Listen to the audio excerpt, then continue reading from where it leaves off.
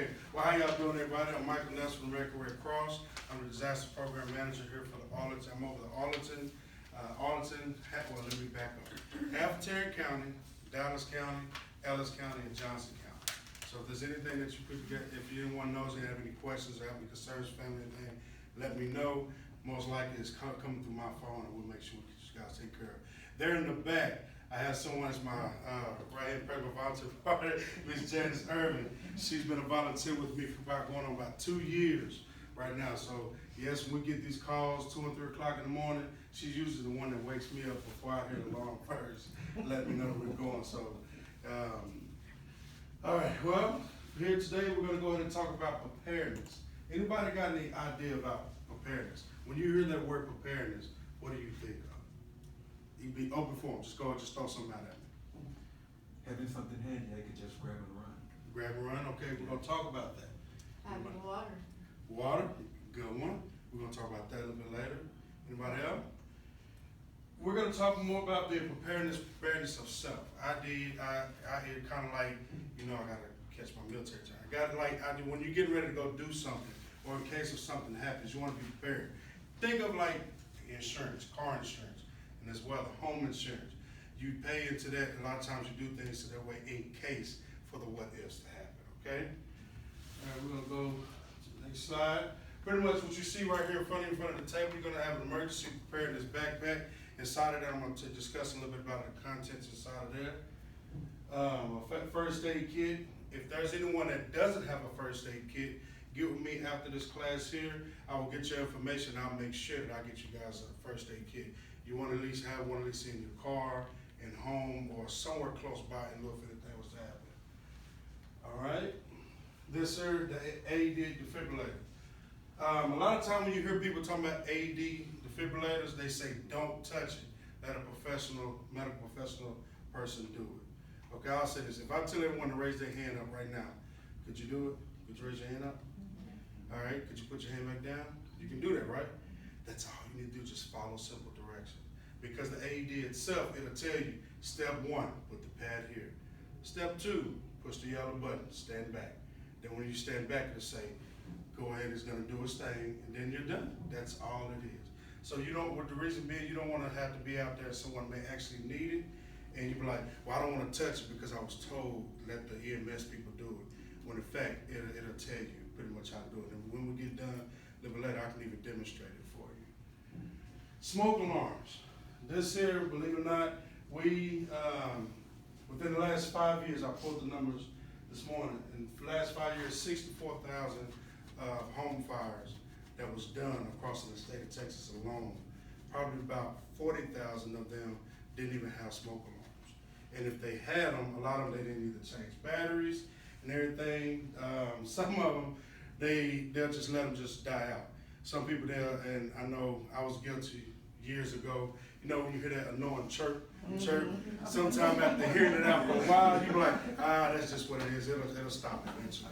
And everything like that. But no, you want to make sure that you get those taken care of and get them changed. Because sometimes, I know one of them, I think it's called First Alert. And the only reason why I know about this one more because we done went to a couple calls and they'll just chirp all that. You'll change the battery and it'll still chirp.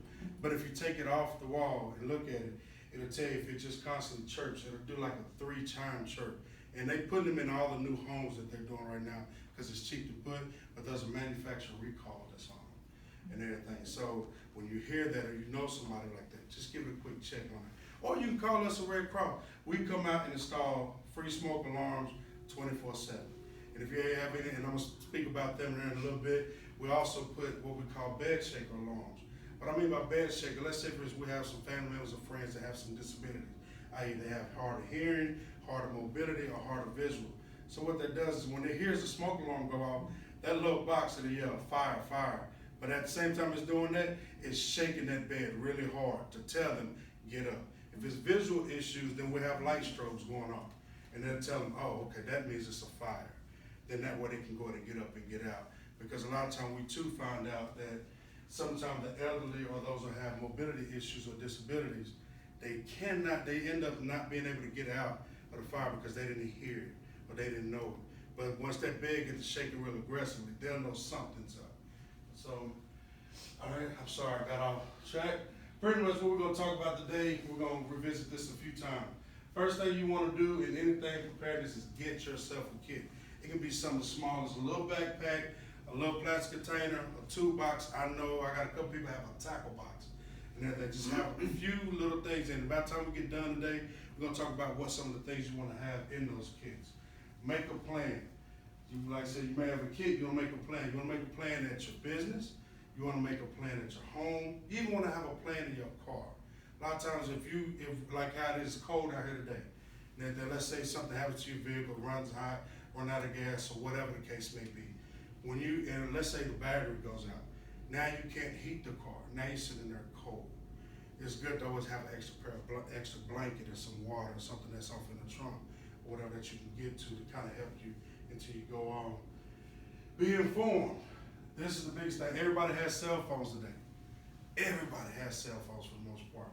But what do you think will happen if the cell phone towers go out? Everybody's kind of stuck. Yeah, true. And now I'll tell you a quick little secret. A lot of people don't know. I learned this when I was working at the White House. If something big was to happen and all the towers was to fall and everything, first thing everybody gonna do, call. They're gonna jam up the towers. If you want to get a message out, send a text message. Send a short text message. A text message can get across through the waves when cell phones cannot. Because everyone's trying to call, they're jamming it up. A text message to get through a lot of times a whole lot smoother and everything. And if you want to spend a couple $100 and everything, then it's not really that practical unless you just need it, but you can get a sat phone. About $300 you can get a sat phone or Iridium phone, and you'll never have to worry about bars or clarity, because you're gonna always get a call straight through. Okay, preparedness. Do you know what to do in event of emergency? In event of emergency, a fire happens in your home. What would you do? What's the first thing you would do? I know where the door is. You know what it is. What would you do, sir? What would you do? As soon as a fire happens in your house, you discover, what would you do? Get up and get my family out. Get up and get your family out, okay? What are some things you would do? Start running. Where would you run to? Outside. Outside? Okay. You're in this part of the house. You're in upstairs, back bedroom, and everything. Which door are you gonna go to? Have you thought about that? And Lord, when something happens. You never thought about that? We're gonna help you working on that too. Do you wanna help? This part here, when talking about, do you wanna help make your family and community safer?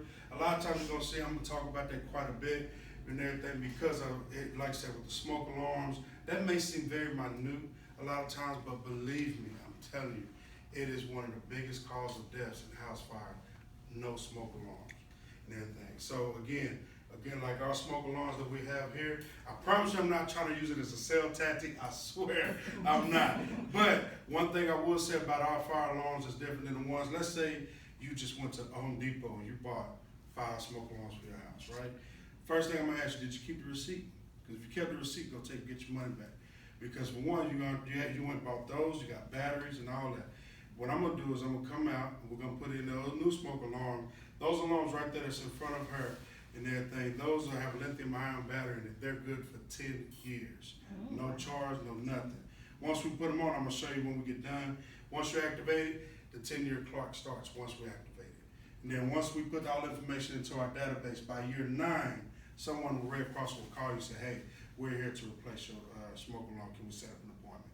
And that way you don't have to worry about having to, do we need a battery and all this other crazy stuff and everything. And then 2, we know when smoke on and everything in the house, when we cook it, we don't put them near the kitchen, so that way when you cook or something, and everybody wanna go put a towel up on it real quick and all that, and you ain't gotta worry about that.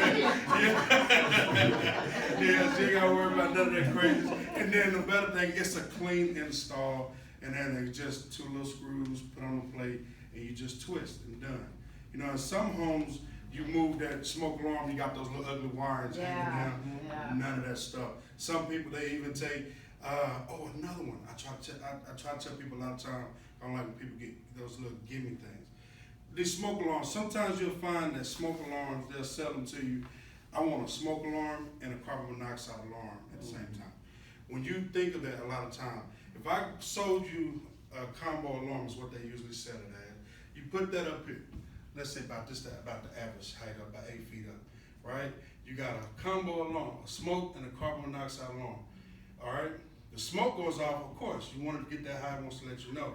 But think about it, carbon monoxide is heavier than air. So if carbon monoxide is this high up, everybody in there already pretty much is gone. So that's how they get you off the fear of, hey, they're gonna carbon monoxide readers. Because I learned this on the East Coast when I was in Maryland, and then we do them here. What you wanna do is get a carbon monoxide reader no higher than the first light socket. Like these little plugs right here, you don't want it no higher than that. And it's like a little small box. You plug it right in from there, that way if your carbon monoxide comes up, it'll go off. Just that easy. So that way you don't have to spend all this money thinking that you got both of them covered, and when in reality you just got an expensive smoke alarm. Okay? All right. Do you want to help save a life? We'll go a little bit more into detail about that a little bit later. Again, like I said before, you want to get yourself a kit, make a plan, and be informed. All right. In a disaster supply kit, let's say for instance, I come in and I give everybody a backpack. And what are some things you can think about you want to put in that backpack? Just give me one thing from everybody. What would you want to have in your backpack? Flashlight, okay. Water. Yeah. Okay, what you got? How about radio? Oh, good one. All right. What was First aid kit. Great. Batteries. Battery? How about some gloves, Mike? Yes, you want some gloves, yeah. You remember? Food. Yes. What kind of food? How would you want that food? Do you just want like a peanut butter jelly sandwich just sitting there? Okay. Canned food. Canned food. Because trust me, I went and looked at this kit this morning, and as me and Mary was talking, I opened it up to look at it, and the food that someone had in there was a canned good. So you don't want to have something sitting up for a couple years open up. You got a canned good. That ain't gonna do too well. What would you want to have in your backpack at least? One item. Some clothes, okay. You ma'am? Blanket, okay. Medication. Great one. My passport. Your passport. Great. Strange, this is the first time. Strange, this is the first time. And I teach a lot of classes and everything. This is the first time I never heard someone say, my phone. Usually the first one, Yep. I got my phone on my charger. That starts You'll to hear use someone say cell they got their phone and charger before they grab anything else. Everything. But you asked the question, what's in the bag? Well, no, what would Yeah. you put in the bag? What would you put in that bag? Well, generally, my phone is going beside me, so I'm running with the phone. In your pocket. Right. That's the first thing I'm picking up is my phone. Because believe it or not, a lot of people, like in my personal one that I have, you may hear the term disaster kids. I usually say go kids. Because when something happens, you get it and go and everything. I have like a little cheap little flip phone, Verizon phone, $40 prepaid card off in there. So if I don't have my personal phone, I at least have a way to make some calls in there. And trust me, those little old phones, those batteries last almost forever. They never die for some reason. So, and I think I can still play Snake on mine. All right. So here's some other things that you would definitely want to have inside of that kit and everything. This one, I would say the plastic sheeting, yeah. I had to ask, why would you want duct tape? And then there's some people say, hey, I can make a tent. I can make a tent with some of the plastic sheeting. I didn't think of that at first. I was like, I'm not wanting no duct tape in my backpack. But hey, it works. There's always a reason. Clothing and bedding, all that good stuff, prescription, all that. This is pretty much everything everyone pretty much said. And I'll tell this from pretty much my background. If you're going to use clothing and bedding, prescriptions, anything that could get wet, I would advise you put it in a sandwich bag. So that way when it's inside of there, if that bag gets wet, your stuff is still dry and still good to go. Alrighty, cash, coins, sanitary supplies, important paperwork, like we was talking about that, contact information and a map. I have yet to find one bag that had a map in it. Everybody got their phones and GPS now there. And then I was at one meeting one time and I held a map's gonna map up. And they're like, what is that? And I'm like, wow. Wow. So, where can you get a kit? You can get one from us. You can inquire about getting a readiness kit, at least a basic kit from us, or you can build your own. I tell a lot of people sometimes it's best to kind of build your own kit because that way you know what's in it and you put it tailored to yourself and everything. Let's see. Okay, it's working on here. Let's stop working on there. Okay. That's a Red Cross. Yeah, it's Red Cross, Paul. That's right. Trust me, we deal with the unexpected all the time. Well, and I would ask this here, other than just the toolkit, wow. If something was to happen to your home right now, what are some of the first things that you think of that you would grab to go? And we're not just saying just to go kit a lot of time. What are some of the things you can think about? You just blurt it out. What are some of the things you first grab before you get out of the house? Purse, Purse, okay. documents. Documents, okay. Yeah, documents. Okay. This, I mean, by when you first grab, you can grab your kids, your dogs, your everything. You grab whatever and all that. You can grab pretty much whatever you want to go ahead and grab and everything. What, somebody said something. What you got? Cats. Cats? Yeah, yeah. Damn, man. In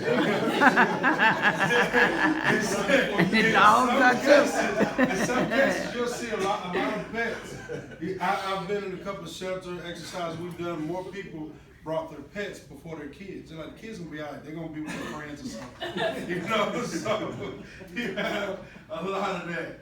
All right, thank you. Mm-hmm. All right, where do you get a kit? We pretty much talked about that. And this here pretty much is emergency kit and everything. This is kind of one of the older ones. We've got some that's pretty much more upgraded. Like how you said, the gloves, the flashlight, the chem lights. These here, a lot of people, these little chem lights, they're really good. If you don't have a flashlight, you can get them at Walmart now, I believe. They're no longer just solely for military. You just take it, it's like you know, sometimes like in techno clubs, they just break it and shake it and this brights up real bright. That's pretty much what these things here will do. They give you some kind of quick light. Plastic, the glass of word, the mask, alcohol wipes, the little radio. Trust me, you don't want that. You can have that radio, but there are some radios that we call like disaster radios. It's more, if you heard the term handheld radio. Mm-hmm. There are some radios you can take and you can crank it. Yeah. And once you crank it, it kicks you good, let you know about the radio station. So you never have to worry about a battery. And in fact, I think I have one real old one. When you crank it, it's like a light. It's like a flashlight that goes off, and then you start listening to everything that's going on. All right. Excuse me. Get a kit, quick reference guide. You had a question back Question. there. Yes, go for it. And one more thing that people don't never remind to think about: a pen and something to write with. Yeah. A pen and a pad, something to write with, just in case you need Yeah. something to write with. Oh, yeah. You don't think That's about why that. she's my right-hand person. Make a plan. I guarantee you guys. We teach a lot of these classes. It's called Home Fire Preparedness to both adults and children. Believe it or not, us as adults, I understand we're busy with our everyday life and we don't take the time to think to make quick plans with the house. It's a quick thing. I would ask everybody, go ask your kids or grandkids, say, hey, if a tornado was to hit this house, what would you do? You'll be surprised that they already have an answer for you. Me and Miss Janet, sometimes we go teach what's called Pillowcase Project. And what that is the kids from elementary to 5th grade, and we just let them know what to do in case of a hurricane, tornado, in case of a fire. And we talk to them. We ask, hey, what is a tornado? What happened when you do it with a tornado? What would you do in case of a fire? They pretty much teach us the class that we're there for a lot of times. And then we tell them, say, hey, go home and tell mom and dad about this. And if you ever seen it and everything, it's like this real big king-size pillowcase. And on that pillowcase, you'll see like big, we got it from Disney. It'll have like 13 different items on this pillowcase. And the thing about that pillowcase is it has everything that's in that preparedness bag. It tells you, go home to your parents to buy you one of these. You can get every one of those items from the Dollar Tree. And it has a flashlight, it has an ID code, all this good stuff that's on there, and it'll sustain you for at least 72 hours. And then if you haven't seen it, and everything, if your school would be interested, let us know, and we'll definitely do that. I think next week I'll be at one of the elementary schools in Arlington, Lynn Hale or something, Lynn something. I'll be there teaching those kids that for them. So, but I would ask you just, sometimes just go on and say, hey, what do you know about preparedness if something happens? And if you don't, just tell, we have this app. Tell everybody want to do stuff with apps. It's called Monster Guard. It's spelled just like it sounds, Monster Guard. And what it does is kids, they can just sit on there and play. It's a free app, and they play it and they learn how to do it in case of a fire, in case of a tornado. And it teaches them what to do in case of what they're going. And if they get the answer wrong, then they just gotta keep going until they get it, and they keep going and progressing. And that's it, okay? Make a plan, you wanna talk about it, of course, that's the first thing you wanna do. What kind of disasters might have here in Texas? Give me some ideas. We just had plenty of them at midnight last night alone. Floods, yes, floods. What else? Lightning Tornadoes. Yes, tornadoes. I mean, Lightning strikes. yes, a lot of lightning, a lot of floods. What you got? Just throw out one. Power, yeah. Huh? Power outages, yeah. Hailstorms. A lot of hailstorm, a lot of hail. There's a few of them that I haven't heard. Windstorm. We do have a lot of strong winds. If you go through Arlington, you know, right there, right now, around the Cowboy Stadium, for some reason, whenever the weather hits real bad, that's the area that it always targets. Those little apartments and houses right there. You go around there, you're gonna see a lot of trees down today. You go North Richland Hills, a lot of trees down. And Cedar Hill, almost half the trees have been flipped since about 2 o'clock this morning. And cause as soon as we leave here, me and Ms. Janice, we're gonna be going taking care of those families and things of that nature. So when we What talk about about, heat? I mean, like, we got a lot of heat here, man, really. yes, yeah, and heat does, when I say we go into fires, we have a lot of fires. And that goes to another point, and I'm sorry I keep throwing up different things, but when I think of fires a lot of times, when you think, it's not always just they left something on the stove. It's not always something that they left. I used to have it real bad, leaving incense running, candles running. Then I'm gonna go to the store, grab some, I'm gonna come right back, the place is all burnt up, because we don't think about something that's going on. But I'm gonna tell you one that a lot of people don't think about, these daggone cell phones. What I mean by that is this. You know how sometimes we have those old cell phone charger cords that we've been having for a long time. We're not trying to go buy another one, so it may have a little cuts and frays in there just a little bit and everything. And then we get a lot of calls that sometimes people will take, and I'm guilty, I still do it, but I'm getting better. You know, we plug our phone up at night, sit on the nightstand, and we let it charge all night long. Once it's charged, you're supposed to remove it. Because what happens is once it reaches 100%, the phone will get hot. And then in some cases, depending on those cords and everything, it may send electric current back. And once it sends it back into the home, now it starts a fire in the socket, it can go up into the walls. So you wanna be careful of that. We've had some instances where some people they took one of these old frame phone cards, plugged it up, sat on the nightstand, went to sleep. The phone had got so hot, and I guess he kicked the nightstand or whatever, and it fell off into his gym bag. Well, his gym bag and clothes and paper that was in there, it started a fire. We ended up losing 3 people out of 5 people in that home because of a cell phone cord and everything. And it took a while for we to go through the investigation to figure out, but that was the culprit, was those simple little phone cords. And I tell a lot of people too is that I know these cell phone chargers are expensive. Trust me, I just got that Note 10 something, that charged like $60. But there's one store you can get every one of them for $5. $5 below. That's my favorite store. I don't care what phone you got. You go in there, you're gonna find that charger for $5 or less. Nothing's in over $5. You get these cases, these little expensive phone cases, $5. And that's it. You won't get an OtterBox. Let me go ahead and say that now. You won't get an OtterBox, but you'll get a good quality case and everything. So trust me, those phones do play a major role. We're talking about fires. Oh, there we go, floods. We're having some of those issues right now. We're having a lot of those. Those of you remember a couple weeks ago, remember what happened in Houston? Yeah.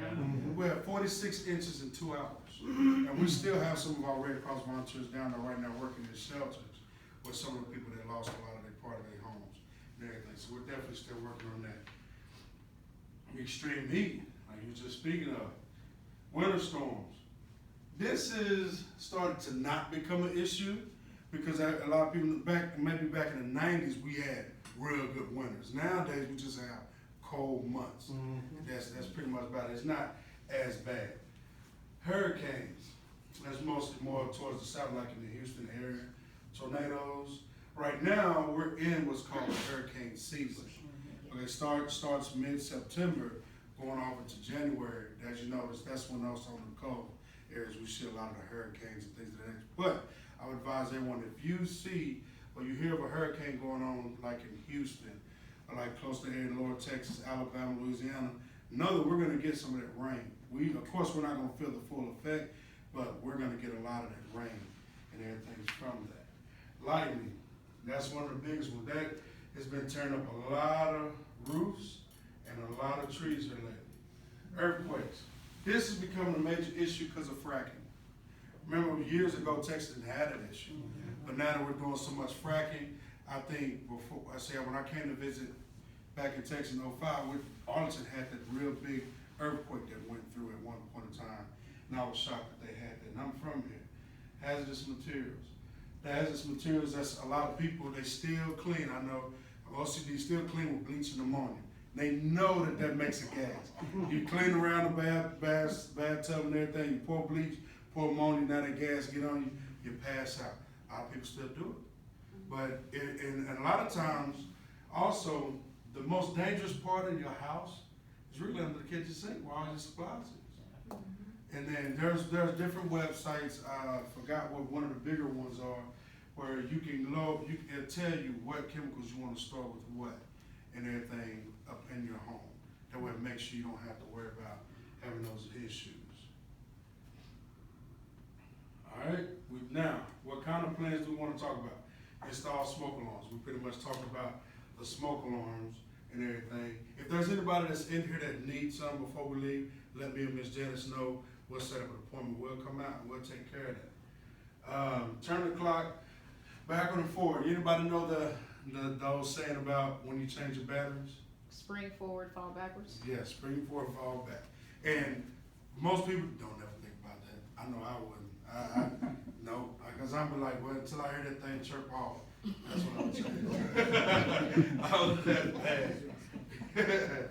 Sound the alarm campaign. This is pretty much what I think I was talking to Mary about this earlier. Well, the sound the alarm campaign pretty much is sound the alarm is the alarm that's on that smoke alarm. What we do is we go through all the homes across the U.S., but I'm speaking specifically in the DFW area, and we go out and we target areas. We target high risk areas where some of these homes may be in. We don't do apartments, but we do houses and we do mobile homes. We'll come out and we'll install smoke alarms into those homes free of charge. We'll set out a date. You guys may have seen we was on Channel 11 last Saturday in Fort Worth on off of Seminary in 35, the east area of Fort Worth. We was over there and we installed 300 smoke alarms. We got with the TCU students, and they came out and they installed about 300 or something. In Mansfield, 2 Sundays ago, we did 325 in the city of Mansfield, where we went to every mobile home park, and everybody came out and they volunteered their time with their organization, or just wanted to just come out and help out, brought their kids out, and they wanted to go ahead and install, do some community service for their homes and everything. So if that's something that you're definitely interested in, want to just get out, see how it is, kind of network with other agencies and things, that's a great way to do it. Because usually when we have those big events and everything, everybody is usually out there a lot of times. And it's definitely news and a bunch of other different people. I think we have our biggest event is in the spring. It's called the Sound the Alarm annual event. And that one we have to install like 5,000 in 3 weeks. It's really hard to do sometimes. We definitely don't get no sleep around that time frame, but we get it done. In those times, like people like, I think last year I had like Dez Bryant and a couple other local celebrities. They came out from the Cowboys. They kind of helped cheer some of the people on and kind of done some things like that. And it's great for your organization. If you want to just kind of get your name out, say, hey, we're trying to help commit to the communities as well. So those are definitely something that you can definitely get involved in. That's that old smoke alarm that had that 9-volt battery over here. And then there are some people that love those 9-volt battery ones because of course, it heals a lot of time we're reluctant to change. We just don't want to change. if you need some of those batteries, I got cases of them. I'll give you. I got, my office is off New York and 20. I will just load your truck and I'll put them in there. I'll be right here at 1:30. I'm trying to get rid of them. All right? Escape plans. You definitely want to talk about in case of escape plans. How to get out the house in case of a fire. Like when I was mentioned earlier, we were talking about you was on the second floor, your kids on the first floor and everything. A lot of people don't think that, okay, if the fire happens if I'm upstairs, how am I gonna get out? But you can go to Home Depot or Lowe's and things like that. They have those little quick ladders that rolls out and everything. You can attach it to the window and it rolls out and everything. I got one on my balcony. I'm in an apartment. I got one up there, and thankfully I found one that can hold up to 500. But I think that 500 is standing still. I can't just jump on it. But I'm just saying that they go up if that's a concern of anybody. But so you can get those rollers up there. You can put them on there. But if you want, just put them up under the bed. And everything. It's really good to have in kids' rooms sometimes because kids, to a certain degree, kids be like, okay, all right, so we have this so we can roll out and get out in case of a fire. Because you want to talk to them about that. Because you don't want to have to discuss a plan the moment that it's happening. Because at that time it's too late. Okay? Where do you meet afterwards? You're going to talk about how that's going to do. Communication. Who do you call? What if the cell phones don't work? I ask this, did anybody know off the top of their head, let's say their spouse's or their best friend's phone number? Without looking at your phone, can you say it? Got 1, Yeah. 2, 3, 4, 5. Okay, their average is much better than the normal. Because most people, they were like, nope, if I don't know it. And they don't, because before, we used to have to really remember it. Or you had a bunch of paper, had a little black book or something. You wrote everybody knows that. Now everything's in your phone. If your phone dead and everything, then kind of stuck. So, but you definitely want to have those contact numbers and everything, because you want to have them written down and put them somewhere that you don't put them in your wallet all the time. If you're going to put it in your wallet, get it laminated. I kind of messed that up because I had some real good friend numbers.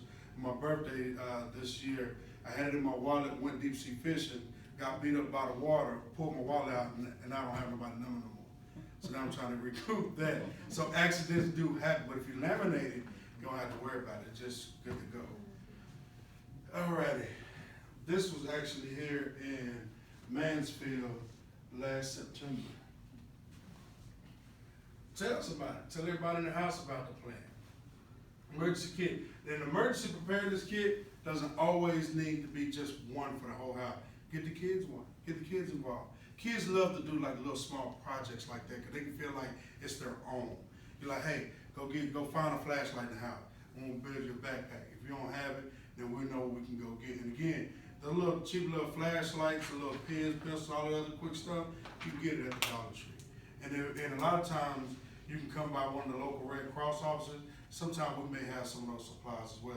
Mission Arlington, they have a lot of good stuff that it can help you do prepared. I just learned of another one in Mansfield called The Mission. They too can actually help get you some of the stuff. Or use your fire departments. Trust me, they love when people come up there and talk to them and ask them for stuff.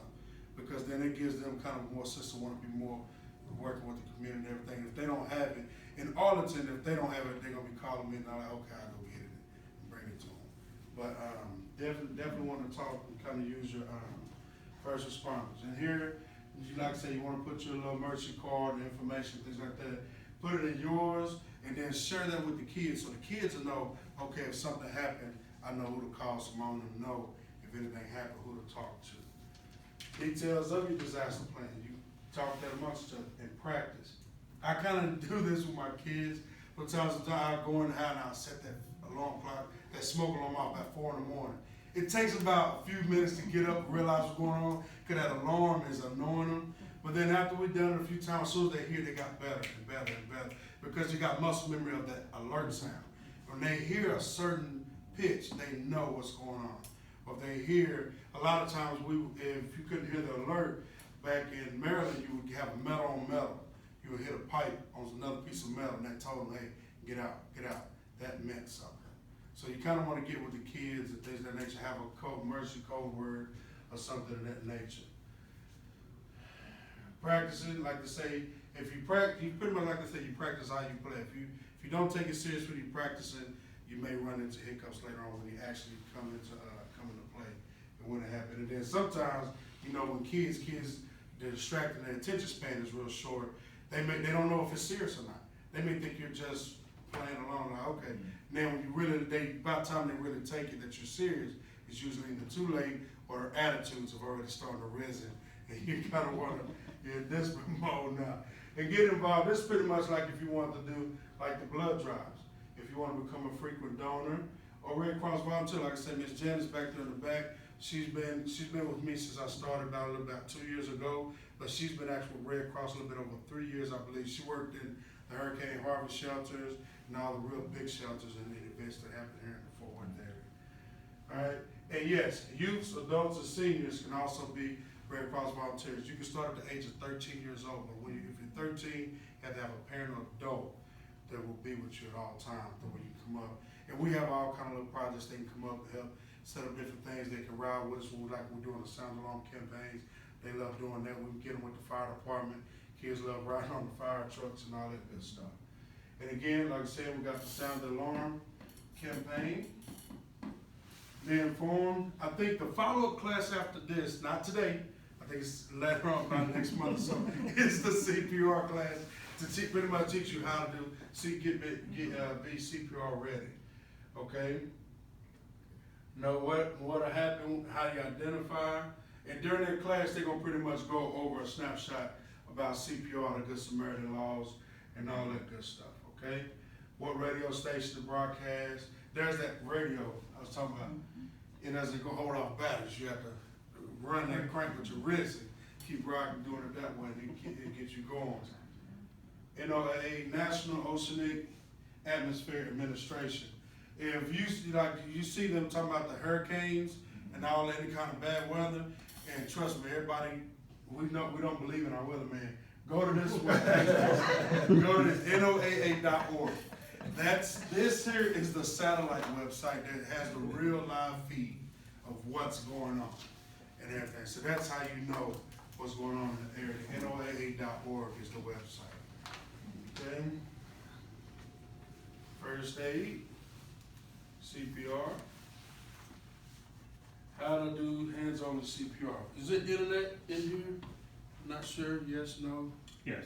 Okay, I'm gonna switch over to a quick video.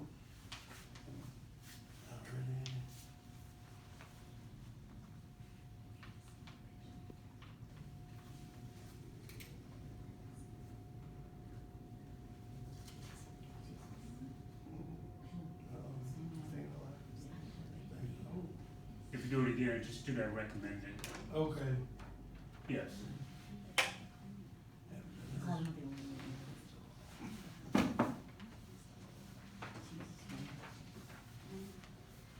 Taking a few seconds to load up.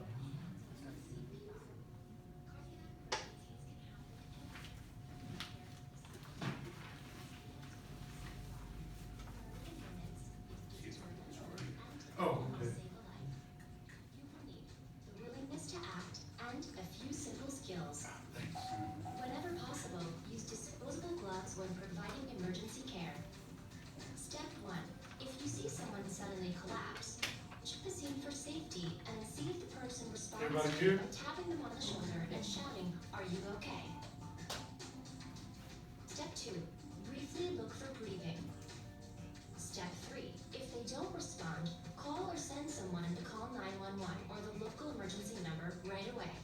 Step 4. If the person is not breathing or is gasping, prepare to give chest compressions. Kneel beside them and put the heel of one hand on the center of their chest. Place your other hand over that hand, lacing your fingers together. Position your shoulders directly over your hands, keeping your arms straight and your fingers off the chest. Step 5. Push hard and fast, at least 2 inches, then let the chest rise completely before pressing down again. Don't take your hands off the chest, just your weight. Step 6. Keep going. Do not stop compressions until the person shows an obvious sign of life like breathing. The scene becomes unsafe, and an automated external defibrillator or AED is ready. You're too exhausted to continue, or a trained responder takes over. Step 7. Get training and encourage others to do so by taking an American Red Cross health and safety course. Knowing full CPR, chest compressions, and breaths will enable you to help in other emergencies such as drowning and choking. Every household should have at least one person trained in life-saving skills. Did you know? Most people who survive a cardiac emergency are helped by a bystander. To find your local Red Cross chapter, visit redcross.org. Alrighty. So I didn't even want a long video.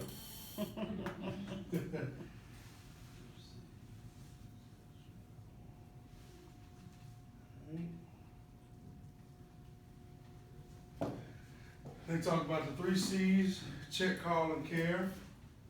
You want to check the scene because you want to make sure that the scene is safe for you. You know, if you pull over on the side of the road, you're on the highway, you know, a lot of times people are driving and texting as they're not paying attention. So if you want to get somewhere safe, definitely want to call 911, get that started first as well, and have someone else bring the AED. Now this AED right here, that's right here on the table in front of you, is one that we use for educational purposes, but that's one of the old ones, but it gets the message across. They have some that's probably like pocket size now. It's real small, got the little quick wire. I don't know if anybody knows what a TENS unit is. It's real small. You kind of use it for physical therapy. It's about that small now. Has some batteries off in there, and once you hit that button, it tells you step 1, place it wherever on the person's body, for male or female, certain places, and that's it. And it tells you step by step on how to get it done. All right, give care to the injured person. That's the external defibrillator we're speaking about. You turn it on, follow directions given, continue to follow the prompts.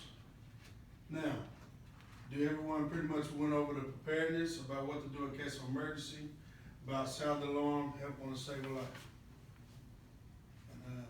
Again, get a kit, make a plan, and be informed. So, made that short. That's it. Great, All right. thank All you. right. Any questions? Now, before I leave, I want to give this number out. This is a number, if at any moment, a lot of people don't know this number, I'll get a number for it, 1-866-505-4801. What that number is, that is the immediate first responder number for the American Red Cross. In lieu of anything happens, anything goes on, you call that number. That's the 24-hour emergency dispatch number. So if anything is going on, if you have any questions and things of that nature that you're in need of right then and there, dial that number, and then boom, you're good to go. We'll be on our way. I'm gonna give y'all a few more extra little quick resource numbers that we try to give out, because a lot of people don't even know that they exist. How many people know about 211? Nobody, okay. 211 is used across, just 211 send from your phone. That's how you do 211 send from your phone. What 211 is, they have it here in Texas, but have it across the U.S. What it is, it's kind of like a switchboard for resources. If you kind of like need help with childcare, need help with some utility bills, you need help, gas vouchers, any type of thing that you may need help on, or like local community centers, whatever, you dial that number and they help you find somebody that can help you out. Now there's this other last one that I learned of last month. Now I know the name is a funny different name, but I guarantee you, when you type it in your website browser, it'll be very useful. The name is AuntBertha.com. Aunt Bertha, B-E-R-T-H-A, Aunt, A-U-N-T, yeah, AuntBertha.com. And what that is once you type that in, it's gonna tell you to put your zip code in. Okay, when you type your zip code, hit go, it's gonna tell you every agency nearby that can help you on every single category there is to help you out on. Every single one of them, and it'll be a drop menu. And you come down, you click, say, hey, if I need help with this, I need help with that, and it'll get there. You can share that with anybody in the U.S. you know. And they can go on there and they'll tell them exactly where to go to. Okay, anybody got any questions? So if I want to put one of these together, right, it's like a checklist I can just kind of just check. You want to tailor it. You want to tailor it to yourself. At least have some of the basic things. You can have a lot of times you can go to like Walmart, you can get like bottles of water, you can get like, I keep saying MREs or whatever, like the little food, dehydrated foods that you find in little packets and all that. There are some places, I don't think they have Army and Navy stores no more here. I haven't seen them in a while, but they have where sometimes you can get packet water, where it's not just dry. All you gotta do is just add liquid to it, or you can get sodium iodine pills, or hexamine tablets, and that helps you sterilize dirty potable water to where you be able to drink it at some time. But then you, like I said, you want to put like the little radios, the little flashlights, other little bitty things in there that you know that's for your plan. They can definitely work out, like your medications. Like I tell a lot of people, I had one family that everyone was asthmatic, but you put an extra inhaler. If you know anyone that's asthmatic or have issues with sinuses, go to your doctor and say, hey, I need a 90-day emergency pack. They'll always give it to you. They don't always get requests for them, but they'll give it to you.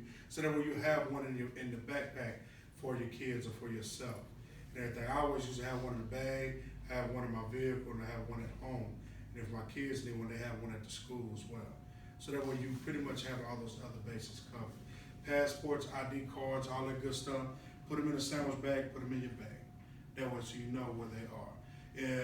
If you carry them in your vehicle, get a life box, a safe box, about $80. You put it off in there and do it. Because I know a lot of people, they travel quite often. So that's how they put it. You go through the airport, there won't be no issue with carrying that through there. Any other questions?